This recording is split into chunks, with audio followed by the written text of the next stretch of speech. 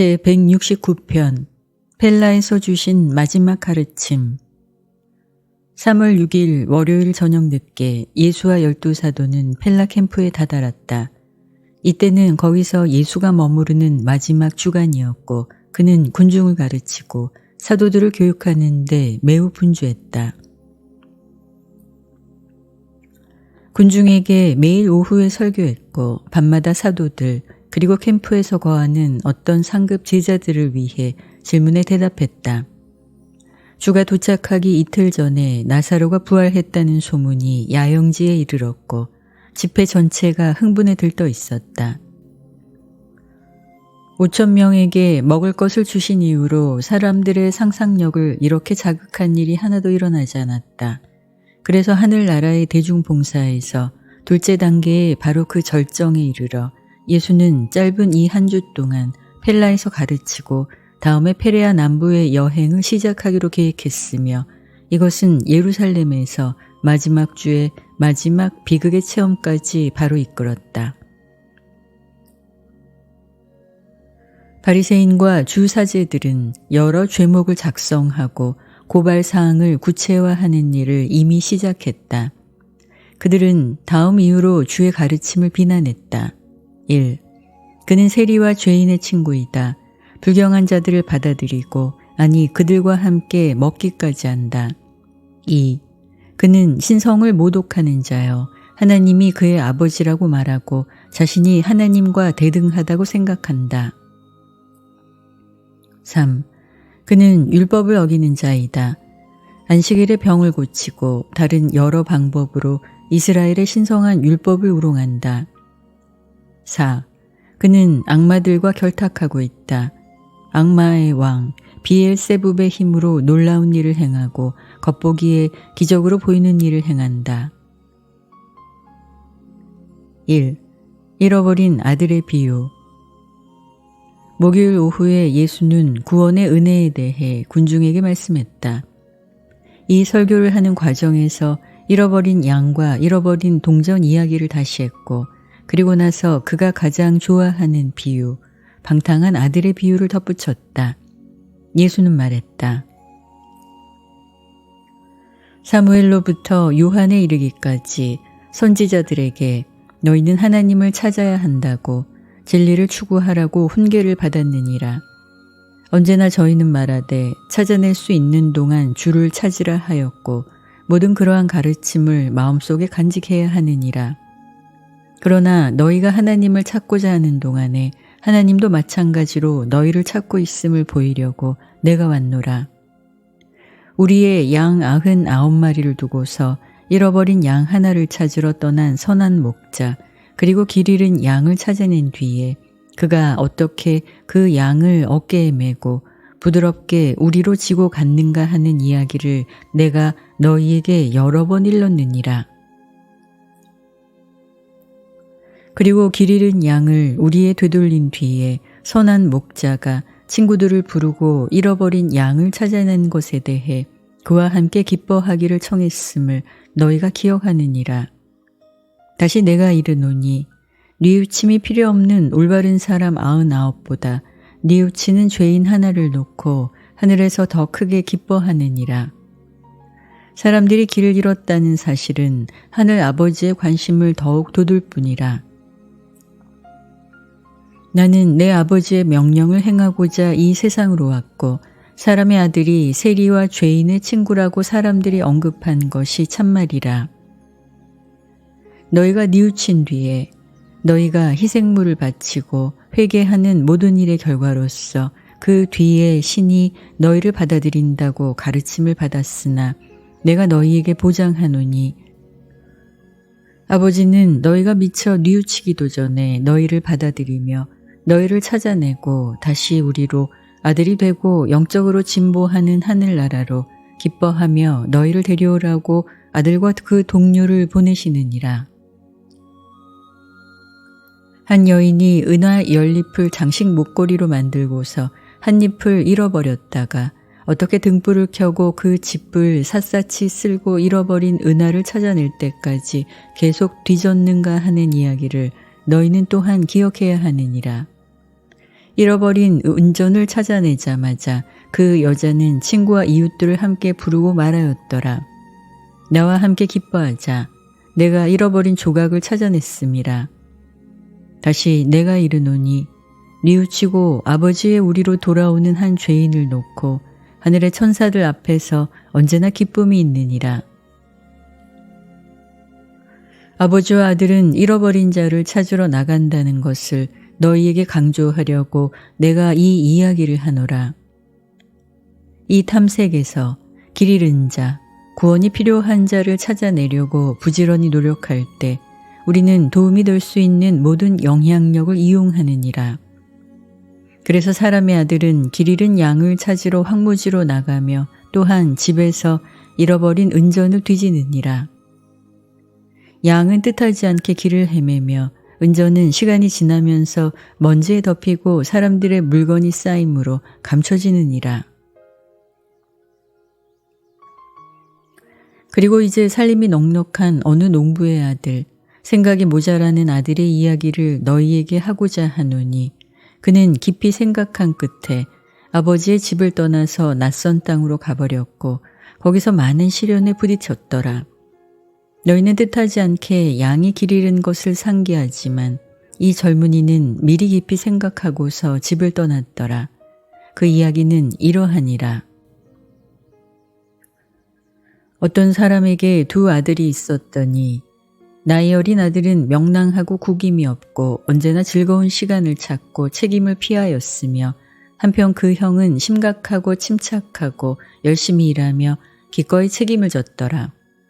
자, 이 두 형제는 서로 잘 어울리지 않았고 언제나 다투고 헐뜯었는지라. 어린 소년은 밝고 활발하였으나 게으르고 믿음직하지 않았으며 나이든 형은 꾸준하고 부지런하며 동시에 자기 중심이고 무뚝뚝하고 자만심이 있었더라.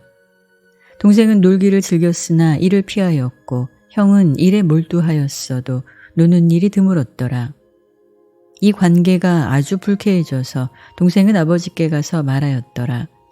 아버지여, 아버지 재산 가운데 3분의 1 내게 돌아올 몫을 주시고 나로 하여금 출세길을 찾으러 세상으로 나가게 하소서.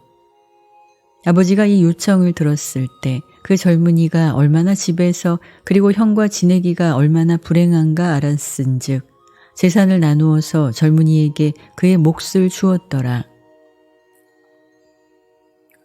몇 주 안에 그 젊은이는 자금을 모두 모아서 먼 나라로 여행을 떠났고 즐겁고도 이익되는 일을 아무것도 발견하지 못하였으므로 곧 유산을 모두 방탕한 생활에 낭비하였더라. 재산을 다 써버리고 나서 그 나라에 오래 이어진 기근이 생겼고 그는 궁핍에 빠졌더라. 그래서 배가 고프고 고생이 심했을 때 그 나라의 한 시민에게서 일자리를 얻었는데 이 사람은 돼지를 먹이라고 그를 들러보냈더라.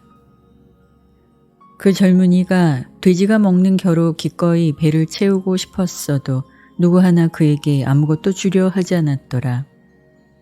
어느 날 몹시 배가 고팠을 때 그가 제 정신이 들어 말하되 내 아버지에게는 얼마나 많은 품꾼이 고용되어 충분하고도 남을 만큼 빵이 있는가. 그런데 나는 여기 낯선 나라에서 돼지를 먹이며 배가 고파서 죽는구나. 일어서서 아버지께로 가서 내가 아버지께 이르리라. 아버지여, 내가 하늘과 아버지께 죄를 지었나이다. 이제 더 내가 아버지의 아들이라 부름받기에 마땅치 아니하나이다.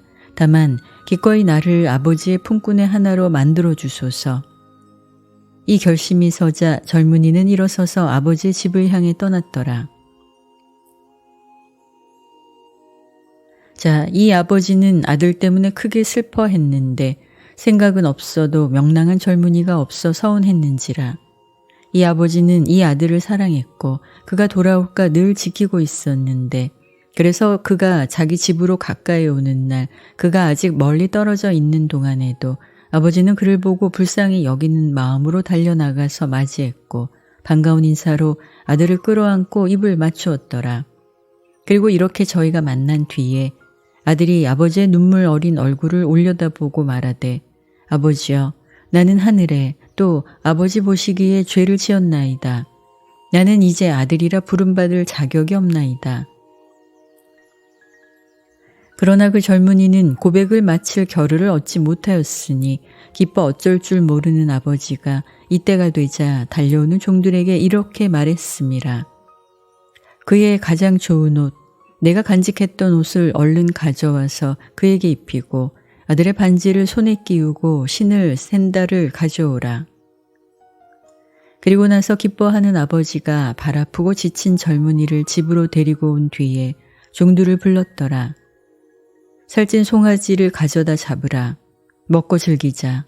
이 내 아들이 죽었다가 다시 살았음이라. 그를 잃었다가 찾아냈느니라. 저희가 다 아버지 둘레에 모여서 아들을 되찾은 것 때문에 그와 함께 기뻐하였더라. 이 무렵에 저희가 축하하고 있는 동안 맏아들이 들에서 하루 일을 마치고 돌아왔고 집으로 가까이 오는 동안 노래하고 춤추는 소리를 들었는지라. 뒷문으로 다가와서 종들 가운데 하나를 불러내어 이 모든 잔치가 무슨 영문인가 물었더라. 그러자 그 종이 말하되 오랫동안 잃어버렸던 당신의 아우가 돌아왔고 당신의 아버지가 아들이 무사히 돌아온 것을 기뻐하려고 살찐 송아지를 잡았나이다. 들어와서 당신도 또한 아우를 맞이하고 당신 아버지의 집으로 그를 받아들이소서. 그러나 이 말을 들었을 때 맏아들은 아주 마음이 상하고 성이 나서 집으로 들어가려 하지 않았더라. 맏아들이 제 아우의 환영식을 붕괴한다는 말을 아버지가 듣고 그에게 간청하러 나왔더라.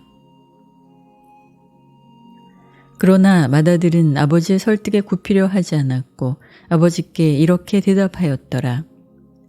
여기서 이 여러 해 동안 나는 아버지를 섬겼고 아버지의 계명 중 가장 작은 것조차 한 번도 어기지 않았사온데 그래도 아버지는 내 친구들과 함께 즐기라고 새끼 염소 한 마리도 주지 아니하셨나이다. 이 여러 해 동안 아버지를 보살피려고 여기 남아 있었어도 아버지는 나의 충실한 봉사를 결코 기뻐하지 않으셨사오나 이 아들이 아버지의 재산을 창녀들과 탕진하고 돌아오는데 아버지는 살찐 송아지를 서둘러 잡고 그 때문에 기뻐하시나이다. 두 아들을 참으로 사랑하였으므로 이 아버지는 이 맏아들을 설득하려고 애썼느니라. 그러나 아들아, 너는 나와 함께 쭉 있었고 내가 가진 이 모든 것이 내 것이라. 내가 함께 즐겁게 지내려고 친구들을 만들었다면 어느 때라도 내가 새끼 염소를 잡을 수 있었느니라. 그러나 내 아우가 돌아왔으니 이제 내가 나와 함께 기뻐하고 즐기는 것이 마땅할 뿐이라. 아들아, 생각해보라.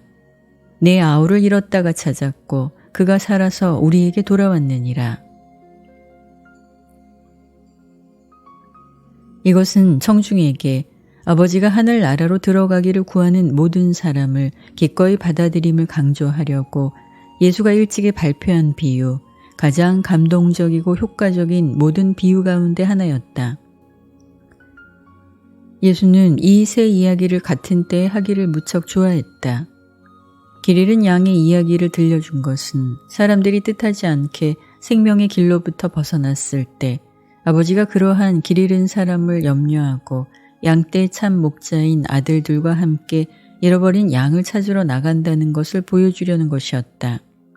그리고 나서 물질적 걱정과 생활에서 쌓인 것 때문에 혼동하거나 어리둥절하거나 아니면 영적으로 눈먼 모든 사람을 얼마나 샅샅이 신이 찾고 있는가 보여주려고 집에서 잃어버린 은전 이야기를 들려주곤 했다. 그리고 나서 아버지의 집에서 그리고 마음속에서 잃어버린 아들의 지위가 얼마나 완벽하게 회복되는가 보여주려고 이 잃어버린 아들의 비유, 돌아오는 탕자를 받아들이는 이야기를 시작하곤 했다. 가르치던 여러 해 동안 아주 여러 번 예수는 이 방탕한 아들의 이야기를 거듭 되풀이했다. 이 비유와 선한 사마리아인 이야기는 아버지의 사랑과 사람의 이웃 정신을 가르치는데 그가 가장 좋아한 수단이었다. 2. 기민한 집사의 비유. 어느 날 저녁 열심당원 시몬은 예수의 말씀 중 하나를 논평하며 말했다. 주여, 세상의 자녀들 가운데 다수가 불의의 재물을 써서 친구를 만드는 데 솜씨 있으므로 저희가 그 세대의 하늘나라 자녀들보다 더 지혜롭다고 당신이 오늘 말씀하셨사온데 무슨 의미입니까? 예수는 대답했다. 너희 가운데 더러는 하늘나라에 들어가기 전에 무척 기민하게 사업 동료를 다루었느니라. 너희가 부당하고 때때로 불공평했다면 그래도 너희가 오늘의 이익과 앞날의 안전에 열중하여 너희의 사업을 처리하였으므로 너희는 신중하고 멀리 내다보는 눈이 있었느니라.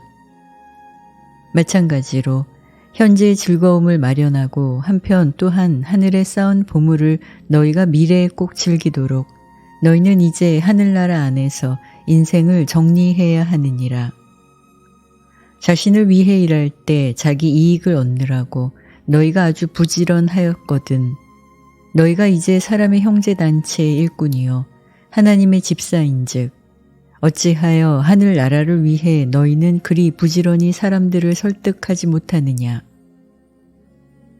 재빠르지만 불의한 집사를 둔 어떤 부자의 이야기에서 너희는 모두 교훈을 얻을 수도 있느니라. 이 집사는 이기심으로 자기 이익을 위해 주인의 손님들을 억압했을 뿐 아니라 또한 주인의 자금도 직접 낭비하고 탕진하였더라. 이 모두가 마침내 주인의 귀에 들어갔을 때 그는 그 집사를 앞에 부르고 이 소문이 무슨 의미인가 물으며 당장에 그 집사 직분에 관해 보고하고 주인의 사물을 다른 자에게 넘겨줄 준비를 하라고 요구하였더라. 이제 불충한 이 집사가 비로소 혼잣말을 하되 내가 이 집사 자리를 이루려 하니 어찌하리요. 땅을 파자니 힘이 없고 구걸하자니 부끄럽구나. 이 집사 자리에서 쫓겨났을 때 내 주인과 거래하는 모든 사람의 집에서 내가 분명히 환영받도록 무슨 일을 할지 아노라. 그리고 나서 주인에게 빚진 자를 하나씩 부르면서 첫 사람에게 묻되 내가 내 주인에게 얼마나 빚졌느냐 하니 그가 대답하되 기름 100되라 하였더라. 그리고 나서 그 집사가 이르되 너의 밀랍한 증서를 가지고 빨리 앉아서 50이라고 치라. 그리고 나서 또 다른 빚진 자에게 내가 얼마나 빚졌느냐 물으니 그가 대답하되 밀 100되라 하였고 다음에 그 집사가 말하되 내 계약서를 가지고 80이라 적으라 하였으며 수많은 다른 빚진 자들에게 이렇게 하였더라. 그래서 정직하지 않은 이 집사는 제 직분에서 쫓겨난 뒤에 자신을 위해 친구를 만들려고 했었더라. 그의 주인조차 나중에 이를 발견한 뒤에 앞날의 공핍과 역경에 대비하여 마련하려고 쓴 방법으로 그 불충한 집사가 적어도 그 현명함을 보였다고 인정하지 않을 수 없었더라. 그리고 이런 방법으로 이 세상의 아들들은 빛의 자녀들보다 앞날을 위해 준비하면서 더 지혜를 보이느니라. 하늘의 보물을 얻고 있다고 공언하는 너희에게 내가 이르노라. 불의의 재물과 사귀는 자들에게서 교훈을 얻고 마찬가지로 너희 인생에 처신하여 땅의 일이 모두 실패할 때 너희가 영원한 거처에서 기쁘게 환영받도록 올바른 세력과 영원한 우정을 맺으라. 내가 단언하노니 작은 일에 충실한 자는 큰 일에도 충실하며 한편 작은 일에 불의한 자는 또한 큰 일에도 불의하리라. 너희가 이 세상 일에 선견과 인품을 보이지 않았으면 너희에게 하늘나라의 참된 재산의 관리를 맡겼을 때 어찌 너희가 충실하고 신중하기를 바랄 수 있느냐. 너희가 선한 집사여 충실한 은행가가 아니고 너희가 다른 사람의 재산을 충실히 다루지 않았다면 누가 그리 어리석어 너희 이름으로 너희에게 큰 보물을 주겠느냐. 그리고 다시 내가 주장하노니 아무도 두 주인을 섬기지 못하느니라. 사람이 하나를 미워하고 다른 하나를 사랑하든지 아니면 하나에 매달리면서 다른 하나를 경멸하리라. 너희는 하나님과 재물을 함께 섬길 수 없느니라. 자리에 있던 바리새인들이 이 말을 들었을 때 그들은 재산을 모으는 데 탐닉하고 있었기 때문에 비웃고 코웃음치기 시작했다. 저기를 가진 이 사람들은 예수를 무익한 논쟁에 말려들게 하려고 했었지만 그는 적들과 토론하려 하지 않았다. 바리새인들끼리 말다툼에 빠졌을 때 그 시끄러운 말소리가 근처에서 야영하는 큰 군중의 눈을 끌었고 그들이 서로 다투기 시작했을 때 예수는 물러나서 밤을 지내려고 자기 텐트로 갔다. 3. 부자와 거지. 모임이 너무 시끄러워졌을 때 시몬 베드로가 일어나서 지휘하며 말했다. 여러분, 형제들아, 이렇게 너희 사이에 다투는 것이 보기가 딱하구나. 주는 말씀을 마쳤고 너희는 그의 말씀을 숙고하는 것이 좋으리라. 이것은 주가 너희에게 새로 선포한 교리가 아니라 부자와 거지에 관한 나지르인의 우화를 너희가 또한 들은 적이 없느냐. 우리 가운데 더러는 재물을 사랑하고 부당한 재산을 탐내는 자에게 경고하는 이 비유를 세례자 요한이 천둥처럼 외치는 것을 들었느니라. 이 옛 비유는 우리가 설파하는 복음과 일치하지 않아도 하늘나라의 새 빛을 이해하는 때가 오기까지 너희는 다 그 교훈을 주목하는 것이 좋으리라. 요한이 일러준 이야기는 다음과 같으니라. 디베스라 이름하는 어떤 부자가 있었는데 자주 옷과 고운 리넨을 입고 날마다 명랑하고 찬란하게 살았는지라. 그리고 나사로라 이름하는 어떤 거지가 있었는데 그는 헌대가 가득한 채로 이 부잣집 대문에 누워서 부자의 식탁에서 떨어지는 부스러기를 먹고 싶어 하였더라. 그렇다. 개들까지 와서 그의 헌대를 핥았더라. 그러다가 거지는 죽어서 천사들에게 들려 아브라함의 품에 쉬었더라. 그리고 나서 얼마 안 있어 이 부자도 죽고 크게 화려하고 임금처럼 찬란하게 매장되었느니라. 이 세상을 떠나자 그 부자는 지옥에서 깨어났고 자신이 고통스러움을 발견하고서 눈을 들어 멀리 아브라함과 그의 품에 안긴 나사로를 보았는지라. 그러자 디베스가 큰 소리로 외쳐 가로되 아버지 아브라함이여 내게 자비를 베푸시고 나사로를 이리로 보내사 손가락 끝을 물에 담가 내 혀를 식히게 하소서. 내 벌 때문에 내가 크게 괴로움이니이다.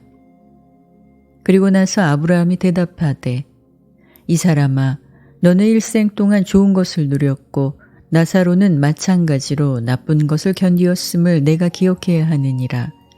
그러나 나사로는 위로를 받는데 내가 고통받는 것을 보니 이제 이 모두가 바뀌었구나. 게다가 우리와 너 사이에 큰 심해가 있어 우리가 너한테 갈 수 없고 너도 우리에게 건너올 수 없느니라. 그리고 나서 디베스가 아브라함에게 말하였더라. 내게 5 형제가 있으니 내 형제들이 이 고통스러운 곳으로 오는 것을 막기 위해 나사로가 증언하도록 나사로를 내 아버지의 집으로 돌려보내시기를 내가 비나이다. 그러나 아브라함이 가로되 이 사람아 저희에게 모세와 선지자들이 있으니 저희의 말을 듣게 하여라.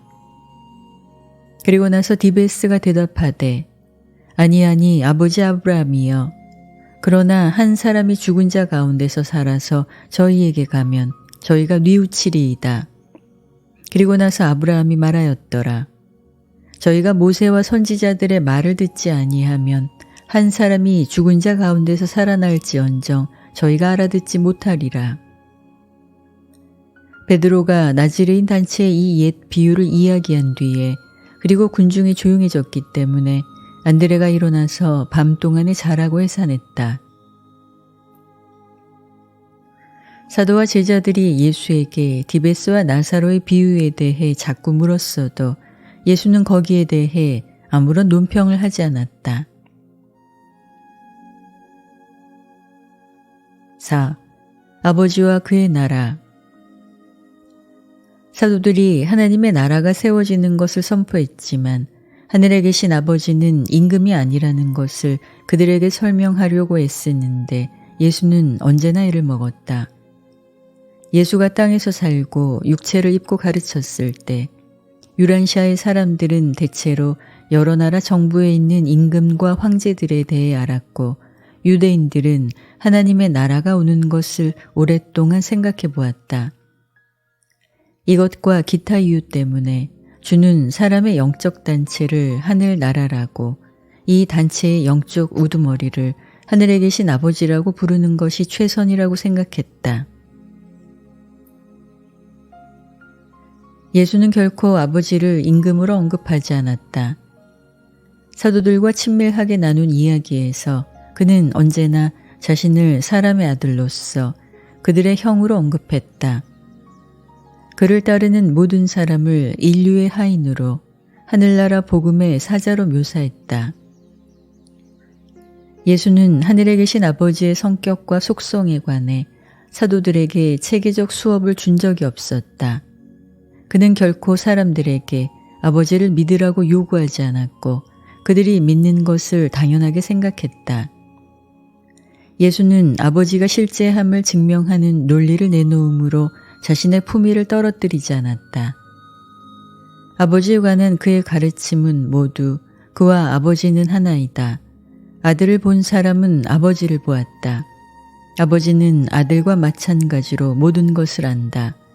오로지 아들, 그리고 아들로부터 아버지를 계시받을 자가 정말로 아버지를 안다.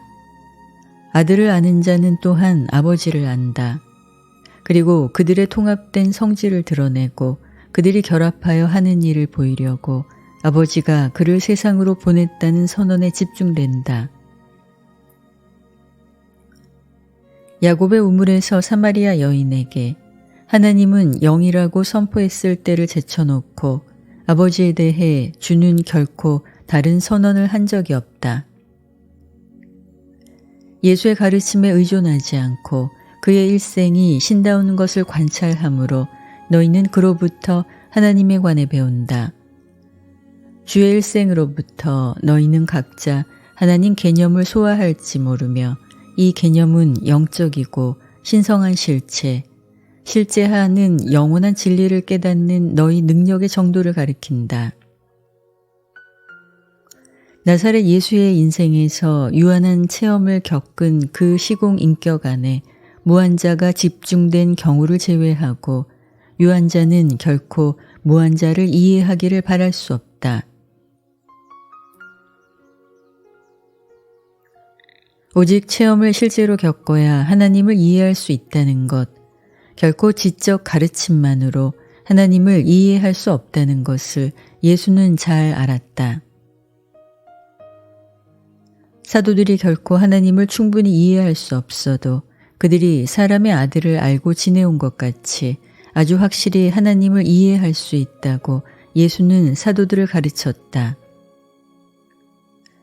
예수가 말씀한 것을 알아듣는 것이 아니라 예수가 어떤 분이었는가를 깨닫고서 너희는 하나님을 알 수 있다. 예수는 하나님의 계시였다. 히브리 성서를 인용할 때를 제외하고 예수는 하나님과 아버지, 오직 이 두 이름으로 신을 언급했다. 그의 아버지가 하나님이라고 주가 언급했을 때 유대인의 부족 신의 진보된 개념을 대표한 야훼라는 낱말이 아니라 여러신 하나님, 가로 열고 삼위일체, 가로 닫고를 가리키는 히브리 단어를 보통 사용했다.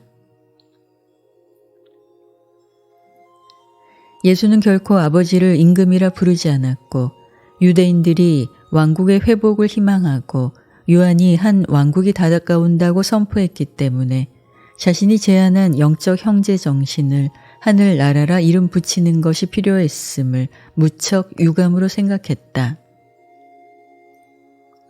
한 가지 예외, 하나님은 영이라는 선언을 제외하고 예수는 결코 파라다이스의 첫째 근원 중심과 자신의 개인적 관계를 설명하는 조건이 아닌 어떤 다른 방법으로 신을 언급하지 않았다. 예수는 신 개념을 가리키려고 하나님이라는 낱말을 쓰고 하나님을 아는 체험을 가리키려고 아버지라는 낱말을 썼다. 하나님을 가리키는데 아버지라는 낱말이 쓰일 때 가능한 가장 큰 뜻으로 알아들어야 한다. 하나님이라는 낱말은 정의를 내릴 수 없고 따라서 아버지의 무한한 개념을 대표하며 한편 아버지라는 용어는 부분적으로 정의를 내릴 수 있으니까 필사자로 존재하는 과정에서 사람과 상관되는 대로 신다운 아버지에 대해 인간이 가진 개념을 대표하는 데 써도 좋다. 유대인에게 엘로힘은 신중의 신이었고 한편 야훼는 이스라엘의 하나님이었다. 예수는 엘로힘 개념을 받아들였고 이 최고 집단의 존재들을 하나님이라고 불렀다. 종족의 신 야훼 개념 대신에 하나님이 아버지요 사람은 세상의 두루 형제라는 개념을 소개했다. 그는 신화된 종족의 아버지를 가리키는 야훼 개념을 사람의 모든 자손의 아버지라 개별 신자의 신다운 아버지라는 관념으로 높였다. 그리고 더 나아가서 우주의 이 하나님과 모든 사람의 이 아버지는 하나여 동일한 파라다이스 신이라고 가르쳤다. 예수는 결코 그가 엘로힘이 육체를 입고 나타난 것이라 주장하지 않았다. 그가 여러 세상에 대해 엘로힘을 계시하는 자라고 결코 선언하지 않았다. 그를 본 사람이 엘로힘을 보았다고 결코 가르치지 않았다.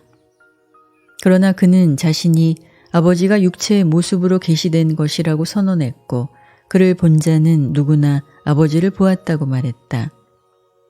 신다운 아들로서 그는 오로지 아버지를 대표한다고 주장했다. 정말로 주는 엘로힘 하나님의 아들이기도 했다. 그러나 필사 육체의 모습을 입고서 하나님의 필사 아들들에게 그런 계시를 필사 인간이 이해할 수 있는 한 일생의 계시를 아버지 성품의 묘사에 국한하기로 했다. 파라다이스 삼위일체의 다른 성격자들의 성품에 관해 말하면 우리는 그들이 전적으로 아버지와 같다는 가르침에 만족해야 할 것이고 아버지는 육신화한 아들 나사렛 예수의 일생에 담긴 인품 묘사에 드러났다. 땅에서 일생을 살면서 하늘 아버지의 참 성품을 드러내기는 했어도 예수는 아버지에 대해 거의 가르치지 않았다. 사실 그는 오직 두 가지만 가르쳤다. 하나님 자신은 영이며 지음받은 존재들과 가지는 관계에서 생기는 모든 문제에서 아버지라는 것이다. 이날 저녁에 나는 아버지로부터 왔고 나는 이 세상으로 왔노라. 또 나는 세상을 떠나서 아버지께로 가리라 선언했을 때 예수는 자기와 하나님의 관계에 대해 최종 선언을 했다. 그러나 너희는 잘 들어라. 예수는 결코 내 말을 들은 사람은 하나님의 말씀을 들었다 하고 말하지 않았다. 그러나 나를 본 자는 아버지를 보았다고 하였다. 예수의 가르침을 듣는 것은 하나님을 아는 것과 대등하지 않지만 예수를 보는 것은 그 자체로서 아버지를 그 사람에게 계시하는 그런 체험이다. 우주들의 하나님은 방대한 창조를 다스려도 자기의 영을 너희 지성 안에 거하라고 보내는 분은 하늘에 계신 그 아버지이다. 예수는 인간의 모습을 가진 영적 렌즈요. 이 렌즈는 눈으로 볼 수 없는 그분을 물질 인간이 볼 수 있게 만든다. 그는 너희의 형이요. 육체를 입고서 하늘의 무리들조차도 감히 넉넉히 이해할 수 없는 무한한 속성을 가진 한 존재를 너희가 이해하게 만든다. 그러나 이 모든 것은 개별 신자가 몸소 겪는 체험에 있음이 틀림없다. 하나님은 영이고 오직 영적 체험으로서 그를 이해할 수 있게 된다. 영적 영역을 다스리는 신다운 아들들은 하나님을 오직 아버지로서 물질 세계의 유한한 아들들에게 드러낼 수 있다. 너희는 영원자가 아버지인 것을 알 수 있고 그를 우주의 하나님, 모든 존재의 무한한 창조자로 예배할 수 있다.